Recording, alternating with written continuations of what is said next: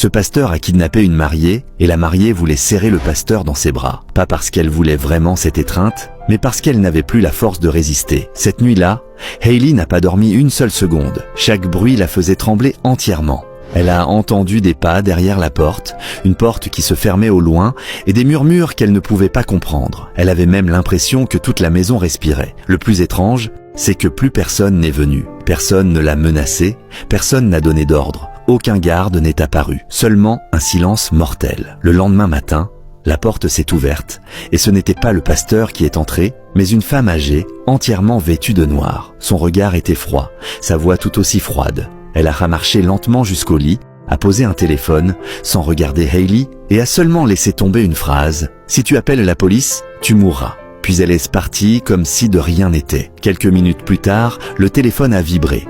Aucun nom n'était affiché. Le cœur de Hailey est monté jusqu'à sa gorge, mais elle a tout de même décroché. À l'autre bout, la voix d'un homme inconnu, calme, froide, sans aucune émotion. Tu n'es pas kidnappé, tu es simplement contrôlé temporairement jusqu'à ce que quelqu'un vienne te récupérer. Hailey a avalé difficilement sa salive. Qui ?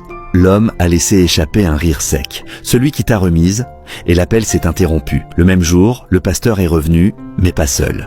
Un autre homme l'accompagnait. Hailey l'a vu et elle a tout compris. Ce n'était pas son fiancé, c'était son partenaire, celui qui, selon les rumeurs, trempait dans des affaires illégales. Un homme que personne n'osait provoquer dans le monde obscur. À cet instant, la vérité est tombée sur elle comme un coup violent.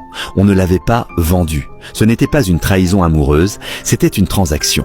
Elle n'était qu'une monnaie d'échange, un objet entre des groupes criminels. Quand Hailey a demandé des nouvelles de son fiancé, le pasteur a affiché un sourire méprisant. Il est encore en vie, pour l'instant, puis il a ajouté une phrase encore plus mortelle, mais il ne vivra pas longtemps. À ce moment-là, Hailey a vraiment compris pour la première fois qu'elle n'était pas tombée entre les mains d'un simple homme dangereux, mais au milieu d'une guerre obscure qu'elle ne comprenait pas et qu'elle n'était pas la victime la plus importante. Elle n'était qu'un trophée.